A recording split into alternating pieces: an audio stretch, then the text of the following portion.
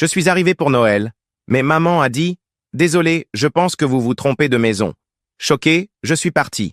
Quelques minutes plus tard, mon frère m'a appelé. « Ne te fâche pas, mais tu sais qu'on ne pouvait pas te laisser entrer. » J'ai répondu.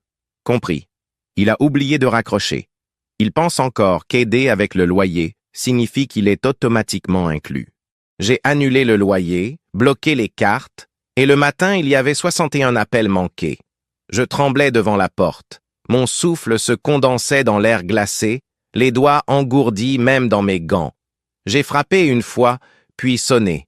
Les lumières de Noël clignotaient aux fenêtres. Le rire se répandait comme du miel chaud, étouffé mais reconnaissable. L'ombre de ma mère s'agita derrière le verre, et une seconde plus tard, la porte s'ouvrit complètement. « Désolé. Je pense que vous vous trompez de maison, » dit-elle. Sa voix douce, son visage calme. J'ai cligné des yeux. « Maman, de quoi tu parles ?» Son expression n'a pas changé. « Je suis désolé, je ne vous reconnais pas. Tu es sérieuse? C'est moi. » La porte s'est fermée avec un clic. Pas de claquement, juste une fermeture ferme et définitive. Je suis resté là, le froid me mordant à travers le manteau, la douleur atteignant un endroit plus profond. Pendant un moment, j'ai pensé que c'était une blague, une plaisanterie cruelle et tordue.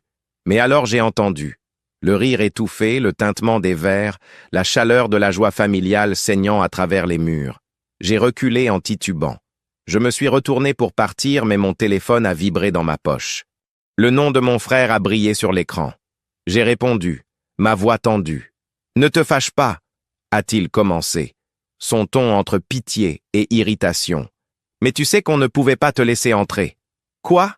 ai-je chuchoté, regardant encore les fenêtres éclairées, ma vision se troublant. « Tu sais comment sont les choses ?»« Oui, c'est compliqué. S'il te plaît, ne fais pas de scène. » « Une scène ?» Ma voix s'est brisée et j'ai entendu la voix étouffée de quelqu'un en arrière-plan. Il pense encore qu'aider avec le loyer signifie qu'il est automatiquement inclus. Silence. Un silence froid et écrasant. J'ai raccroché sans un autre mot. Ma respiration venait par rafales courtes et en colère, embuant l'air glacé.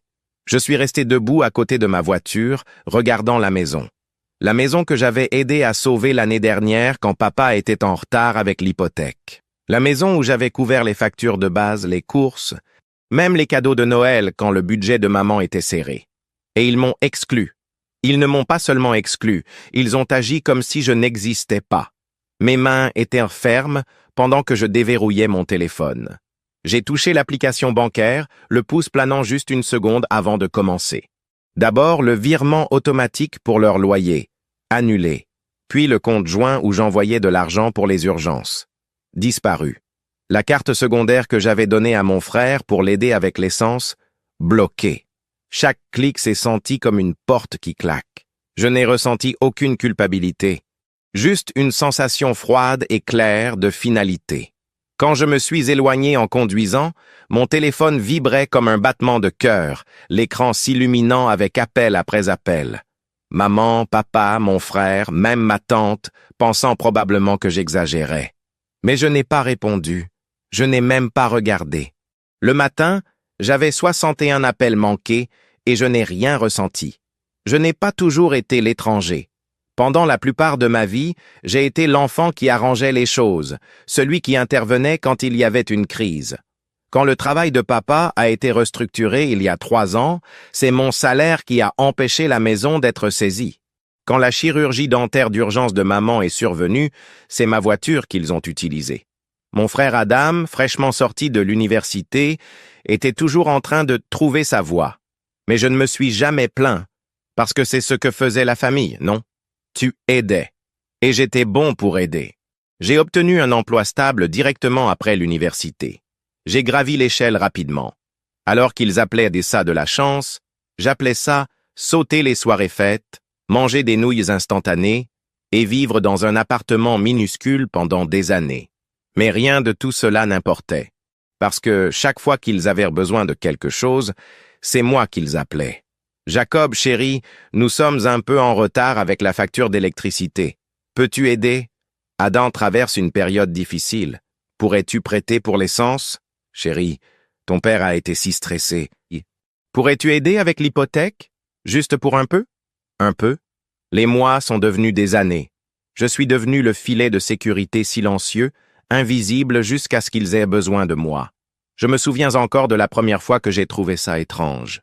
Thanksgiving l'année dernière. J'avais couvert tout le repas, la dinde, les tartes, même la bouteille de vin cher sur laquelle papa avait insisté. Mais quand est venu le moment de la photo de famille, ils m'ont poussé sur le côté.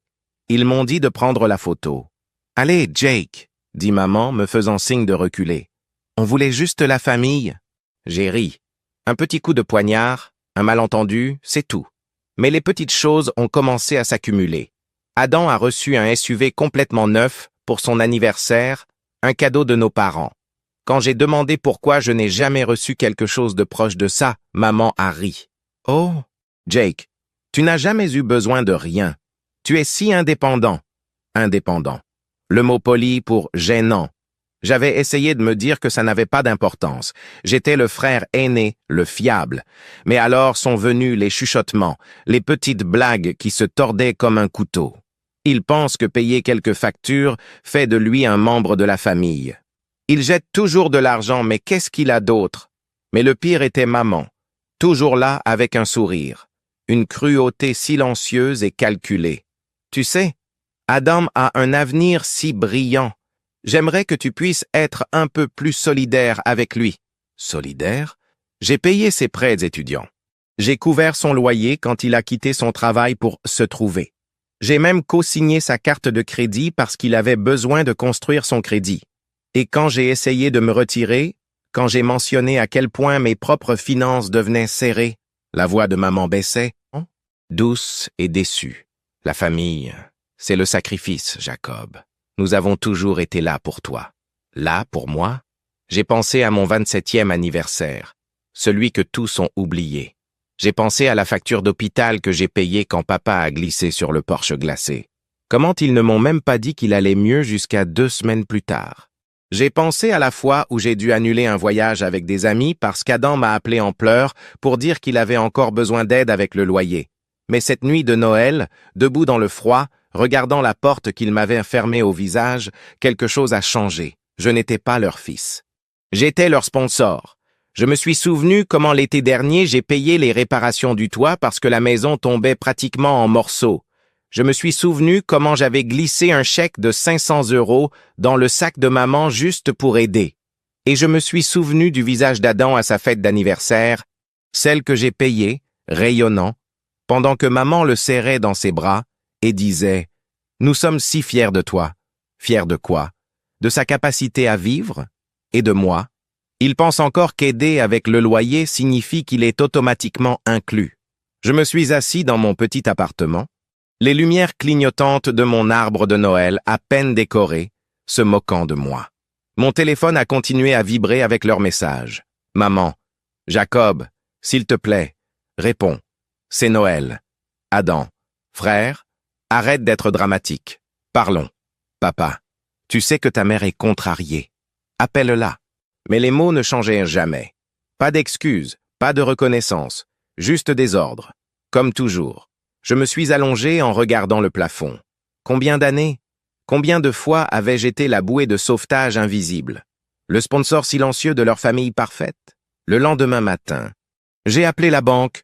J'ai annulé les virements automatiques. Mon nom a été retiré du compte joint que j'avais établi pour les urgences. La carte de crédit de maman, que j'avais co-signée, disparue. La carte d'essence qu'Adam utilisait pour les entretiens d'embauche, bloquée. Puis, j'ai appelé le propriétaire, celui qui gérait la maison qu'il louait. Un appel silencieux et simple. Oui, j'appelle pour mettre à jour le compte. Le loyer ne sera plus payé depuis mon compte. Je n'ai laissé aucun mot, aucune explication. Juste une coupure froide et nette. J'ai fait du café. J'ai regardé la neige s'accumuler dehors. Mon téléphone a continué à vibrer. Les appels manqués s'accumulaient, mais je n'ai pas répondu, je n'ai même pas regardé. Et pour la première fois en année, j'ai senti quelque chose de chaud sous le froid. Pas de culpabilité, pas de regret, mais de la liberté. Il a fallu moins de 24 heures pour l'explosion. Le premier appel auquel j'ai répondu était de ma mère, sa voix déjà aiguisée à un bord frénétique. « Jacob, Qu'est-ce que tu as fait? Le loyer n'est pas payé, la carte ne marche pas. Je l'ai fait? Ai-je interrompu, ma voix calme, presque ennuyée. Tu ne peux pas faire ça, a-t-elle crié. Ton frère a besoin de cette carte pour l'essence. Nous avons besoin que tu couvres le loyer. Ton père est... Je m'en fiche, ai-je dit. Silence. Pour la première fois, elle n'avait rien à dire. Je pouvais presque l'imaginer debout là, sa bouche s'ouvrant et se fermant comme un poisson hors de l'eau. Jacob, a-t-elle chuchoté, la panique cédant la place à quelque chose de plus froid. Tu es incroyablement égoïste. Égoïste? J'ai ri, le son assez aigu pour couper. Était-ce égoïste quand j'ai payé ta facture d'électricité le mois dernier? Quand j'ai couvert l'ordonnance de papa parce que son assurance n'a pas marché? Était-ce égoïste quand j'ai payé tout le voyage de remise des diplômes d'Adam? C'était un cadeau, a-t-elle craché, la chaleur disparaissant remplacée par la glace de l'accusation. Un cadeau est quelque chose que tu donnes librement, pas quelque chose que tu exiges. Tu sais comme c'est difficile pour ton frère? Tout le monde n'est pas aussi à l'aise que toi. À l'aise? J'ai ri à nouveau, cette fois plus fort. C'est comme ça que tu appelles ça? Travailler 60 heures par semaine pendant qu'il joue aux jeux vidéo? Te voir le couvrir d'éloges pour son potentiel pendant que je ne suis rien de plus qu'un distributeur automatique de billets ambulants? Tu dois te calmer, a-t-elle craché, les mots coupés et aigus. La famille, c'est le sacrifice. Alors sacrifie quelque chose, ai-je crié, et les mots sont sortis avant que je puisse les arrêter. Sacrifie ce SUV neuf que vous avez acheté à Adam. Sacrifie les vacances sur lesquelles vous continuez à poster. Sacrifie la lutte d'Adam et dites-lui de trouver un travail. Il y a eu un sifflement de l'autre côté, une inhalation aiguë. Je ne te reconnais plus, Jacob. Tu es cruel. Non, maman, je suis clair. J'ai laissé le silence planer pendant une seconde, puis j'ai terminé. J'ai raccroché. L'appel suivant est venu d'Adam.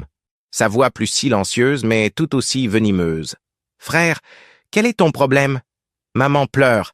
Papa devient fou. Tu nous as juste coupés. Oui. Frère, tu ne peux pas faire ça. Nous sommes famille. Non, nous ne le sommes pas. Plus maintenant. Tu es sérieux maintenant? » Sa voix a gelé. Le choc faux, masquant à peine la fureur. Tout ça pour de l'argent? Tu veux dire l'argent que j'ai dépensé en payant ton loyer, ta carte de crédit, tes stupides abonnements de streaming? Ou peut-être tu veux dire l'argent que j'ai utilisé pour garder les lumières allumées dans la maison de maman et papa parce qu'ils étaient trop occupés à prétendre être de classe supérieure pour payer leurs factures? Tu es un... Non. Je suis réveillé. Je vois enfin. Vous pensez que je suis juste le type que vous appelez quand le monde s'effondre, mais je ne le suis pas. Plus maintenant. Tu es dramatique, a-t-il craché. Mais je l'ai entendu. La peur sous la colère. Tu vas vraiment gâcher Noël pour ça? Noël? J'ai ri à nouveau. Ai-je été invité à Noël? Ou étais-je juste celui qui était censé le payer? Je ne peux pas te croire. Tu n'as pas besoin. Ai-je terminé. J'étais libre. Et puis le message est arrivé. L'option nucléaire. Maman. Réunion de famille. Maintenant. Tout le monde vient à la maison. J'ai pensé à l'ignorer, à rester dans mon appartement chaud et silencieux, les laissant crier dans le vide. Mais une fureur sombre et froide pulsait déjà dans mes veines. Alors j'ai pris mon manteau, verrouillé la porte et conduit. La maison était éclairée comme une carte postale. La lumière chaude se déversait des fenêtres. La couronne sur la porte, tordue en houx artificielle et rubans dorés. Je suis entré sans frapper. Ils étaient tous là. Maman, son visage taché et avec des traces de larmes. Papa qui faisait les 100 pas près de la cheminée, son poing serré. Adam affalé sur le canapé, son téléphone brillant dans ses mains. « Enfin !» a crié maman, courant vers moi. « Jacob, c'est allé trop loin. Nous sommes famille. Nous ne nous tournons pas le dos les uns aux autres. Vous l'avez fait. » La pièce a gelé. J'ai vu le choc dans leurs yeux, la façon dont les pas de papa se sont arrêtés. Même Adam a levé les yeux, sa bouche s'ouvrant. « Vous l'avez fait, au moment où vous avez fermé cette porte à mon visage, au moment où vous m'avez exclu, ri de moi dans mon dos, au moment où vous avez décidé que je n'étais rien de plus qu'un portefeuille pour vous. Ce n'est pas vrai, a haleté maman. Tu es un fils. Le suis-je? J'ai fait un pas en avant. sentant la chaleur dans ma poitrine brûler à travers le froid. Parce que j'étais là quand vous aviez besoin de loyer, quand vous aviez besoin du toit réparé, quand papa avait besoin de sa voiture réparée. Mais Noël, rien, même pas un coup à la porte, juste exclu. Jacob, tu ne comprends pas. Tu ne... a commencé papa, sa voix basse, presque suppliante. Alors expliquez-moi. Il a regardé maman puis Adam. Personne n'a parlé. Exactement. Je me suis retourné pour partir. Attends. La voix de maman était aiguë, désespérée. Tu ne peux pas partir. Nous sommes famille. La famille signifie sacrifice. Ai-je interrompu? Alors commencez à sacrifier. Parce que j'ai fini. Adam a sauté, son visage rouge. Oh, alors quoi? Tu vas prendre ton argent et courir? Aller pleurer dans ton appartement chic pendant que nous souffrons? Souffrir? J'ai ri à son visage. Tu as 24 ans et tu vis encore au crochet de tes parents.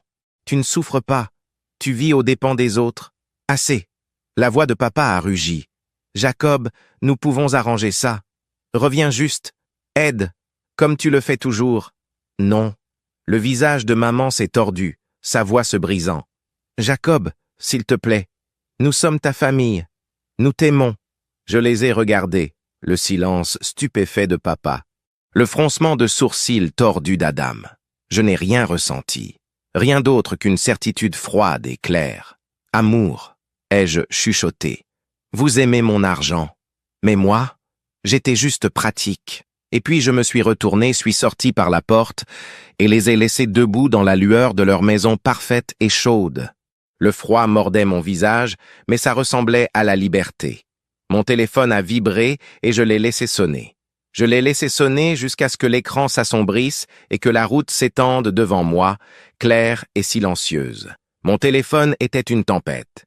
Appel, message, message vocal après message vocal. Une inondation implacable. Mais je n'ai pas répondu. Je n'ai même pas regardé. Les messages de maman ont changé de supplication à culpabilité en quelques jours. Jacob, s'il te plaît, nous sommes ta famille. Comment as-tu pu nous faire ça? Ton père est malade de stress. C'est ce que tu voulais? Adam était moins dramatique mais pas moins furieux. Sérieusement? Tu nous as juste abandonnés. Tu as tout gâché. Est-ce que tu comprends même ce que tu as fait? Mais le vrai chaos a commencé 3 jours plus tard, quand ils sont apparus à ma porte. Le visage de maman était taché, ses yeux rouges et gonflés. Papa se dressait derrière elle, raide et renfrogné, ses mains enfoncées profondément dans les poches de son manteau. « Nous devons parler » a exigé maman poussant vers l'avant, mais j'ai bloqué l'entrée. « Non, nous n'avons pas besoin. » Qu'est-ce que tu veux dire par « nous n'avons pas besoin » La voix de papa était basse, mais la menace était là, mijotant lentement. « Tu as bouleversé nos vies, tu as annulé les cartes, arrêté les paiements de loyer. Tu es fou. » Je me suis appuyé contre le cadre de la porte, les bras croisés, fou de finalement dire non. Il ne s'agit pas seulement de toi. Jacob. La voix de maman s'est brisée, les larmes venant instantanément. Nous sommes ta famille. La santé de ton père est en jeu. C'est votre faute, ai-je dit, la voix ferme. Ça a toujours été votre faute. Écoute-toi, a craché papa faisant un pas en avant. Tu fais une crise pour un malentendu. C'est ta maison, ta famille. Vous m'avez exclu, ai-je riposté. Je suis arrivé pour Noël et vous m'avez fermé la porte au visage. J'ai payé votre loyer, vos factures de base. J'ai maintenu cette famille à flot et vous m'avez traité comme un étranger. Jacob est dramatique, a chuchoté maman. Mais sa voix a tremblé. Le suis-je? Je me suis penché, la fureur froide brûlant sous mon calme. Qu'est-ce que j'ai reçu en retour? Des insultes dans mon dos. Un frère qui pense que je ne suis rien de plus qu'un portefeuille. Des parents qui me sourient quand ils ont besoin de quelque chose et se détournent à la seconde où je ne suis pas utile. Ah, ce n'est pas vrai. La voix de maman a vacillé, mais j'ai vu l'éclair de culpabilité. Oh, c'est vrai. J'ai sorti mon téléphone faisant défiler les messages jusqu'à ce que je trouve celui que j'avais enregistré. Celui que j'avais entendu à travers la porte cette nuit-là. J'ai appuyé sur play et la voix d'Adam a grésillé à la vie. Il pense encore qu'aider avec le loyer signifie qu'il est automatiquement inclus. Silence. Le visage de ma mère s'est vidé de sa couleur. La mâchoire de papa s'est serrée. ses yeux se tournant vers Adam. Je ne le pensais pas. Adam a balbutié, faisant un pas en avant. Allez, Jake, tu sais que j'étais juste en train d'être honnête. Ai-je interrompu, disant ce que tout le monde pense. Ce n'est pas juste, a chuchoté maman, les larmes coulant. Nous t'aimons. Non, vous aimez ce que je peux faire pour vous. Le calme de papa s'est brisé, sa voix un grognement bas. Assez de ça. Tu agis comme un enfant gâté. Tu penses que tu es meilleur que nous parce que tu as de l'argent. Non, je pense que je mérite le respect, mais je me contenterai de la paix. La paix? Papa a ri, mais c'était un son désespéré et creux. Couper ta famille n'est pas la paix, c'est de la cruauté. La cruauté? Ma voix s'est élevée, et pour la première fois je ne me suis pas retenu. La cruauté, c'est utiliser quelqu'un encore et encore. Le faire se sentir comme s'il devait quelque chose juste pour exister. La cruauté, c'est rire de moi, m'appeler idiot de m'inquiéter. Jacob. La voix de maman était un chuchotement brisé. Nous ne savions pas que tu te sentais comme ça, parce que vous n'avez jamais demandé, ai-je dit reculant, commençant à fermer la porte. Et maintenant vous pouvez ressentir ce que j'ai ressenti. Seul. Attends. Maman s'est élancée vers l'avant, mais j'ai fermé la porte à son visage. Je suis resté là, respirant fort. Les sons étouffés de ses sanglots m'atteignant à peine à travers le bois pendant une seconde. Une pointe maladive de culpabilité s'est tordue dans ma poitrine. Mais alors je me suis souvenu du rire à travers la porte, des insultes chuchotées, la sensation constante d'être utile, mais jamais voulu. J'ai mis mon téléphone en silencieux, j'ai marché vers ma cuisine, j'ai fait du café et me suis assis près de la fenêtre. La neige tombait à nouveau, lente et silencieuse, le genre de silence que je n'avais pas ressenti depuis des années. Ils ont continué à frapper pendant 10 minutes de plus. Je n'ai pas bougé, je n'ai même pas regardé. 1 heure plus tard, le bourdonnement a recommencé. Plus d'appels, plus de messages. Je n'ai pas répondu. Je n'ai même pas vérifié. Le matin, j'avais plus de 80 appels manqués. Mais tout ce que j'ai ressenti était une étrange chaleur calme. Pour la première fois, je ne me noyais pas. J'étais libre. Je me suis réveillé dans le silence. Pas le silence anxieux et lourd d'attendre quelque chose de mauvais, mais un calme silencieux et propre. Pas d'appels manqués, pas de messages désespérés. Juste la lumière douce se déversant à travers les stores. La paix. Des semaines ont passé et j'ai commencé à embrasser ce vide. Au début, c'était troublant. L'absence de chaos. Mais jour après jour, ça ressemblait à respirer de l'air frais après avoir été piégé sous l'eau. J'ai travaillé sans interruption. J'ai cuisiné des repas pour moi-même. J'ai fait de longues promenades sans regarder mon téléphone. Mais le monde n'est pas resté inchangé. Tu as entendu que tes parents ont perdu la maison? La dame gentille, ma voisine, a chuchoté un matin près de la boîte aux lettres, sa voix pleine d'un mélange de curiosité et de pitié. Ta mère blâme ton père et ton frère travaille au supermarché maintenant. J'ai hoché la tête. Oui, c'est vrai. Qu'est-ce qui s'est passé? A-t-elle insisté, les yeux écarquillés. Je me suis juste libéré. J'ai souri, me retournant. De retour à la maison, j'ai trouvé un vieil album de famille fourré au fond de mon placard. Je ne l'avais pas touché depuis des années. J'ai feuilleté les pages, des visages souriants, des pique-niques d'été, des gâteaux d'anniversaire. J'étais là, jeune, souriant, inconscient de ce que l'avenir réservait. Mon téléphone a vibré sur le comptoir. Un nouveau message. Maman, nous avons tout perdu. Ton père dit que c'est ma faute. Adam ne me parle pas. S'il te plaît, Jacob. Nous avions tort. Je suis désolé. Rentre à la maison. Je l'ai regardé, mon pouce planant au-dessus de l'écran. Puis j'ai touché supprimer. Je n'ai ressenti aucune colère. Je n'ai ressenti aucune culpabilité. Juste une liberté silencieuse et puissante. J'ai remis l'album sur l'étagère du haut où il ramasserait la poussière. C'était une partie de ma vie, mais juste une partie. Sortant dehors, l'air frais a rempli mes poumons.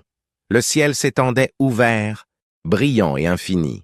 Et pour la première fois en année, j'ai souri. Pas parce que quelqu'un avait besoin de moi, mais parce que je n'avais besoin de personne.